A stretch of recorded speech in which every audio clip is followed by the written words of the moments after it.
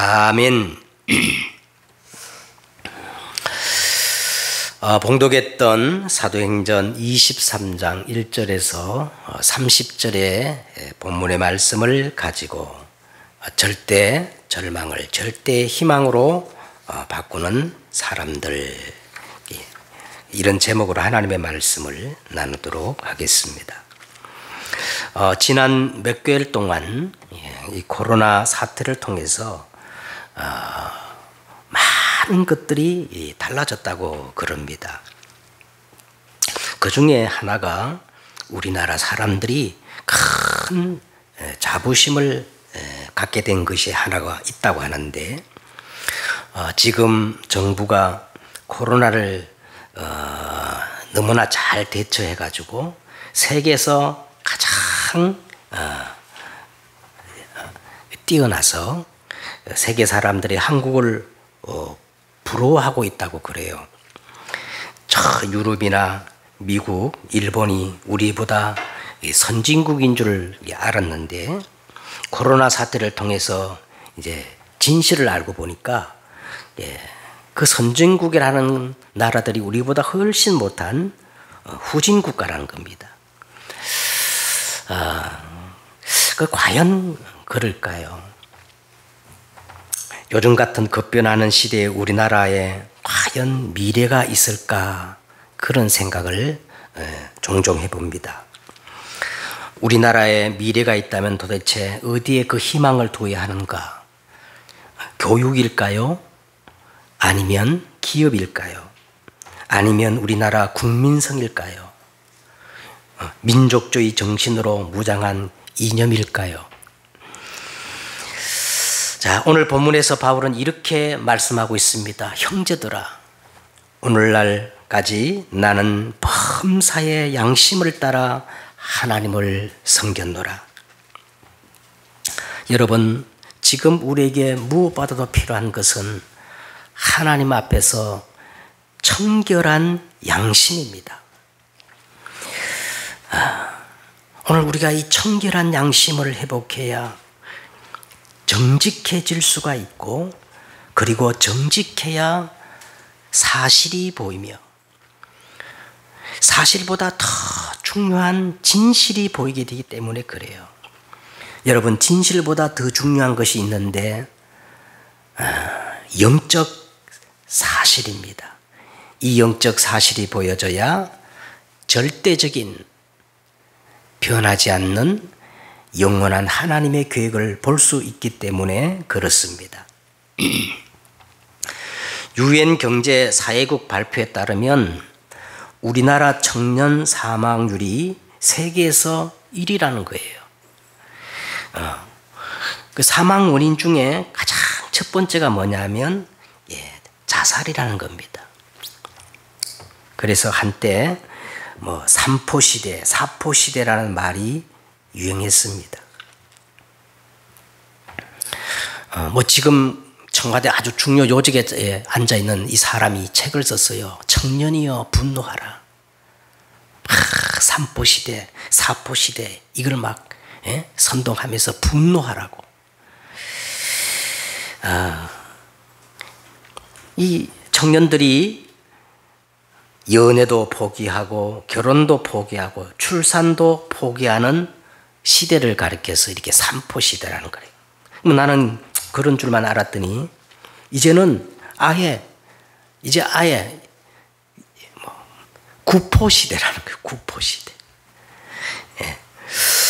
죽으라고 청년들이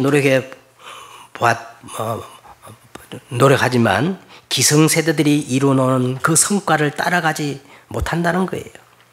그래서 청년들이 연애도 포기하고 결혼도 포기하고 출산도 포기하고 노후 대책도 포기하고 내 집 마련도 포기하고 인간관계도 포기하고 취업도 포기하고 아예 희망도 포기하고 건강도 포기하고 완전히 학업도 포기하는 구포 시대에 살고 있다고 합니다.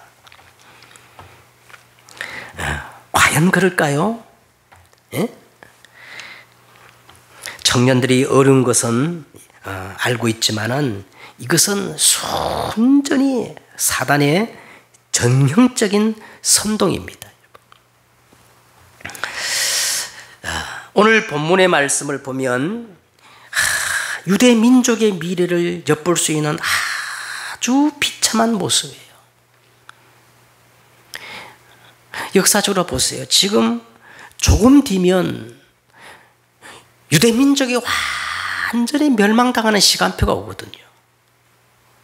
얼마 남지 않아서 실제로 이스라엘 이 예루살렘이 함락돼 버리고 전 세계로 뿔뿔이 흩어져서 2000년 동안 나라 없이 유랑하는 민족이 되어버린 것입니다. 양심이 하인맞고 정직하지 못한 민족은 당장은 막 잘 되는 것 같지만 결코 미래가 없어요.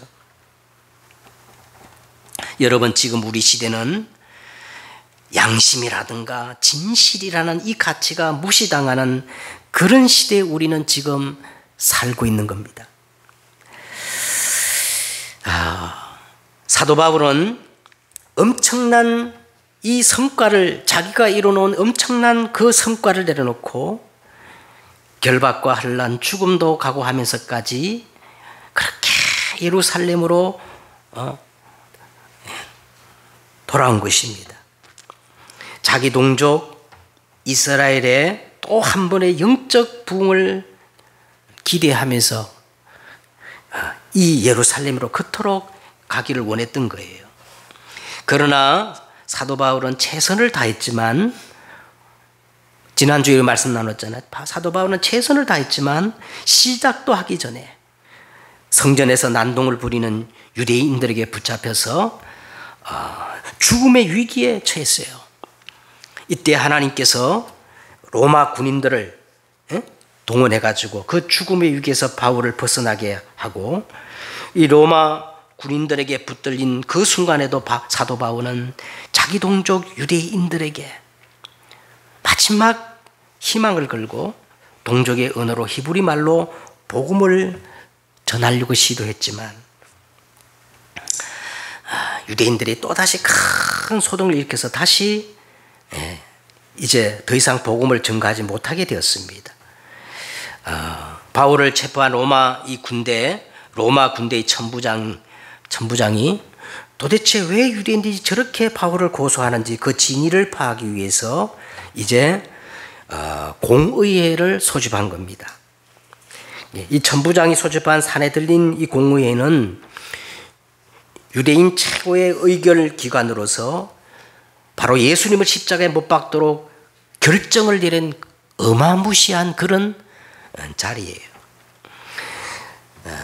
그래서 오늘 이 본문은 바울이 산헤드린 이 공회에 회부되어서 조사를 받으면서 주고받는 내용이 바로 우리가 읽었던 본문의 내용인 겁니다. 자, 오늘 이제 먼저 본문을 보십시다. 먼저 오늘 바울은 그 산헤드린 공회에 모인 자기 동족 유대인들에게 이렇게 말문을 열었습니다. 1절에 보세요.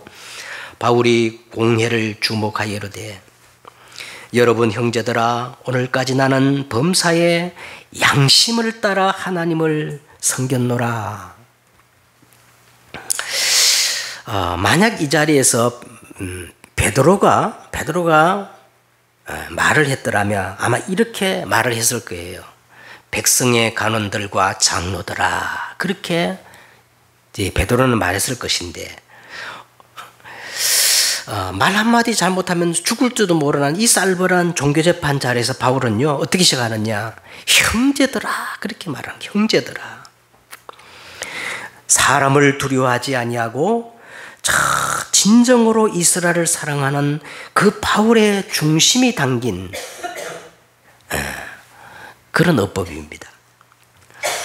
여러분 형제들아, 오늘까지 나는 범사에 양심을 따라 하나님을 섬겼다. 자, 그렇게 말하자 듣고 있던, 2절에 보세요. 듣고 있던 대제사장 아나니아가 바울 곁에 서 있는 사람에게 그 입을 치라고 명령하는 거예요. 자, 그때 바울은 가만히 있지 않고 즉시 반발하면서 3절에 보세요. 바울이 이르되, 해칠한 담이여, 하나님이 너를 치시리로다. 내가 나를 율법대로 심판한다고 앉아서 율법을 어기고 나를 치라 하느냐. 자, 여러분 역사적으로 볼 때 이 전도자의 말이 그대로 성취된 거예요. 주 70년경 로마 디토 장군에 의해서 완전히 예루살렘은 망하게 된 겁니다. 자, 이 말을 듣고 4절에 보세요. 곁에 선 사람들이 말하되 감히 하나님의 대제사장을 네가 욕하느냐 하자 바울이 곧바로 자세를 바꾸어서 꼬리를 내리고 뭐라 그랬냐. 나는 그가 대제사장인 줄을 모르고 말했다. 그러면서 사과를 합니다. 정말 과연 바울이 모르고 그랬을까? 절대 아닙니다. 오늘 바울은 이 종교재판 자리에 선 거예요. 종교재판 자리에 선 거예요. 그리고 바울은 종교에